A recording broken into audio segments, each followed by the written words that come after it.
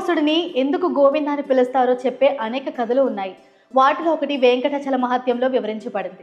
ఆ కథ ప్రకారం శ్రీనివాసుడు అగస్త్య మహర్షితో మాట్లాడుతూ, గోవింద అనే నామం నాకు ఎంతో ప్రియమైనది, భక్తులందరూ ఇకపై నన్ను అదే పేరుతో పిలుస్తారు అని స్వయంగా ప్రకటించాడని చెబుతారు. దీని వలన భక్తుల నోళ్లలో ఆ నామమే స్థిరపడిపోయింది. అయితే ఈ గోవింద నామానికి మరింత పురాతనమైన మూలం కూడా ఉందని మరొక కథ చెబుతోంది. ద్వాపర యుగంలో గోకులంలో ఒకసారి ఇంద్రుడు కోపంతో 7 పగళ్లు 7 రాత్రులు వరదల రాళ్ల వర్షాన్ని కురిపించాడు. ఆ కుంభవృష్టి దాటికి గోకుల ప్రజలు, పశువులు, పక్షులు అన్ని వైపులా అల్లాడిపోయాయి. అప్పుడు చిన్న వయసులోనే శ్రీకృష్ణుడు తన చిటికన వేలు మీద గోవర్ధనగిరిని ఎత్తిపట్టి అందరినీ రక్షించాడు. గోవులను, గోకుల ప్రజలను కాపాడినందువల్ల ఆయనకు గోవిందుడు అనే నామం వచ్చింది. అప్పటి నుంచి ఆ పేరు శ్రీకృష్ణుని కీర్తిగా నిలిచింది.